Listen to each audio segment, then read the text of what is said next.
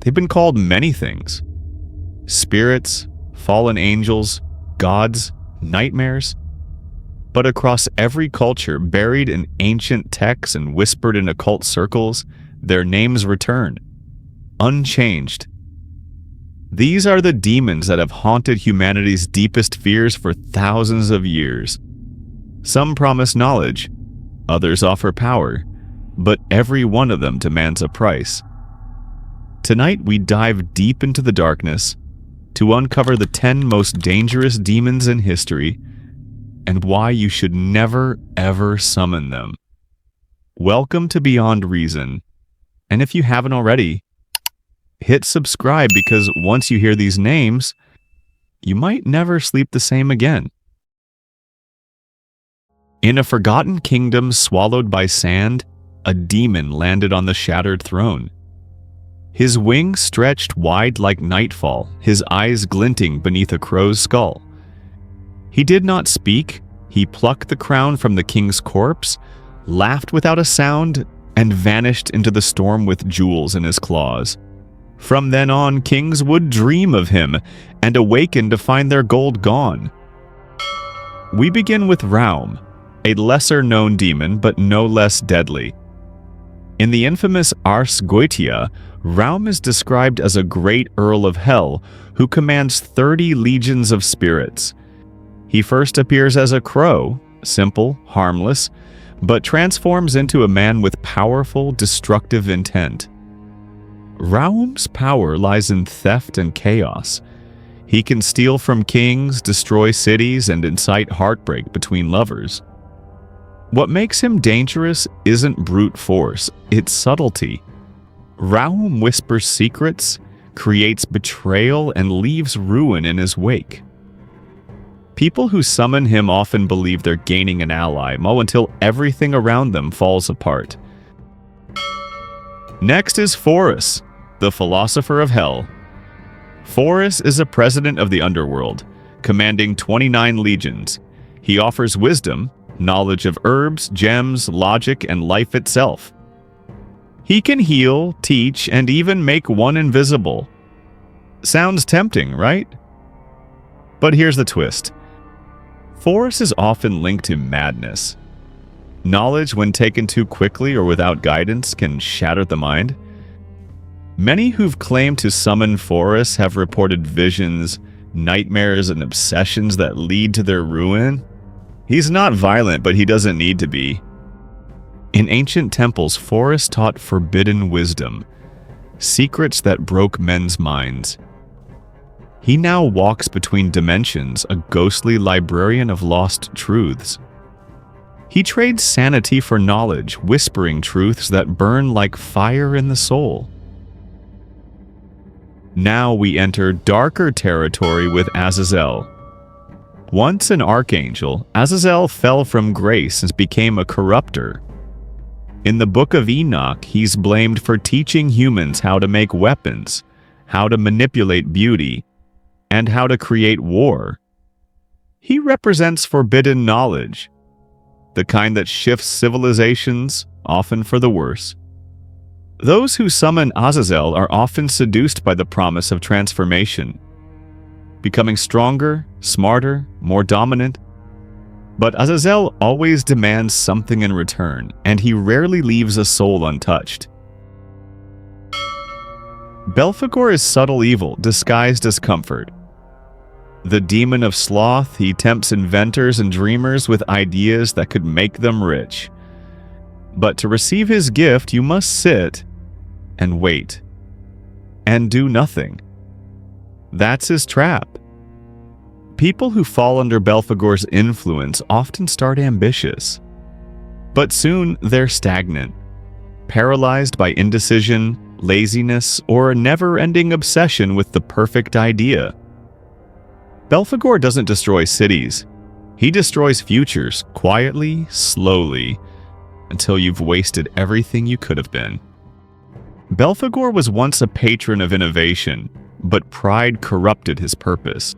Now he whispers laziness disguised as brilliance, feeding humanity with ideas that stall progress.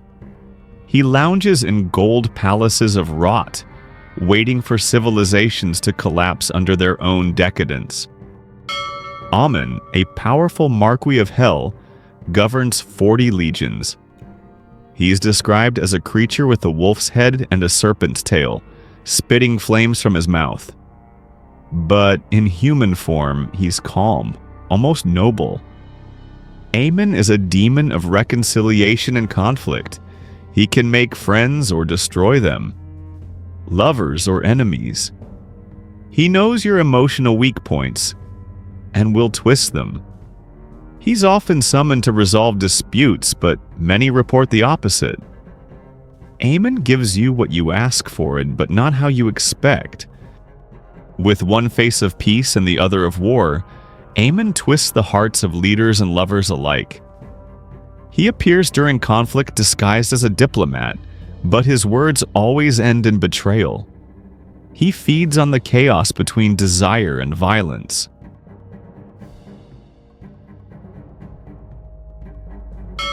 Once a guardian of herbal knowledge, Bur now appears as a lion-headed monstrosity surrounded by spinning limbs. He offers healing, but always at a price. Those who accept may find their wounds gone, and something else growing inside.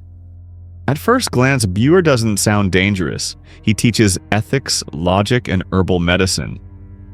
He even heals the sick. But Bur's appearance is a horror unto itself. A lion's head surrounded by 5 legs that move in all directions. Why is he on this list? Because Bur's healing often comes with a twist of fate. Stories tell of people who were cured of disease only to lose their minds, or granted clarity only to become obsessed with dark truths. Bur is the demon of duality. He gives, but also takes. A childlike demon with golden eyes and a dragon-like steed, Valak appears sweet, but is anything but. He lures treasure hunters and summoners into ancient catacombs, only to feed their souls to his beast in exchange for cursed gold. Thanks to pop culture, Valak is now a household name. But the truth is far more ancient. In the Lesser Key of Solomon, Valak appears as a child with angelic wings, riding a 2-headed dragon. He controls 38 legions and reveals hidden knowledge. His specialty? Treasure. Not just gold, but the kind of buried secrets you weren't meant to find. But Valak is known for betrayal. He reveals just enough to trap you. He offers gold and gives madness. Those who summon him often gain what they want but lose everything else. One of the most feared names in demonology is Asmodeus, the demon of lust, obsession, and rage.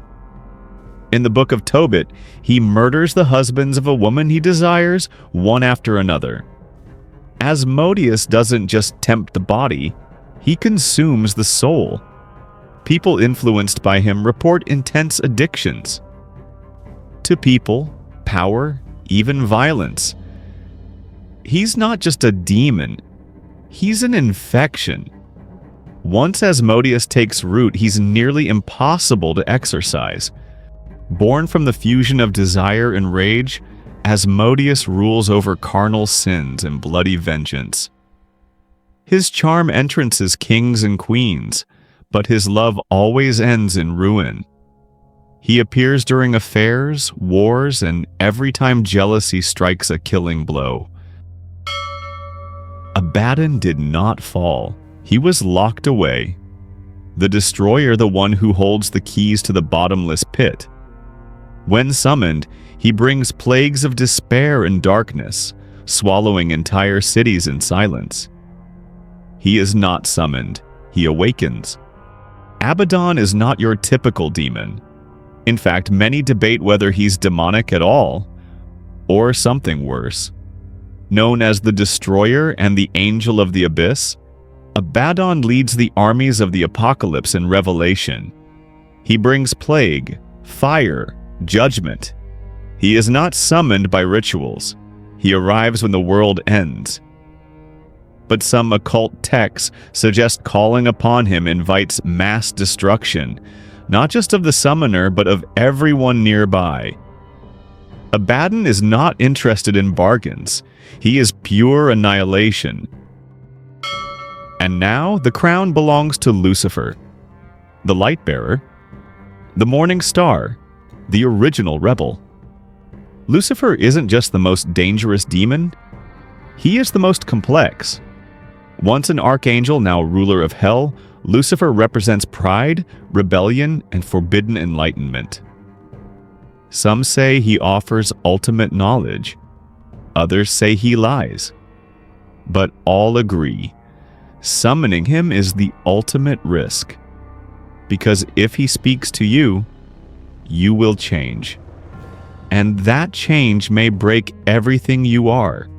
Before time, there was a light that sang. It sang louder than the stars, brighter than heaven itself. But it wanted more. When it was cast down, the sky cracked, and Lucifer fell like a comet, not broken, but burning. He still walks among us, cloaked in beauty and sorrow, offering choice. He does not force evil, he makes it look like freedom. Demons are more than myth. They are mirrors of what we fear and sometimes of what we desire. Whether you see them as real or symbolic, one truth remains. Their stories survive because they warn us. So next time you read their names, whisper carefully and don't look over your shoulder. If you enjoyed this dive into the dark, hit like, subscribe, and turn on notifications. This is Beyond Reason, and we'll see you in the next shadow.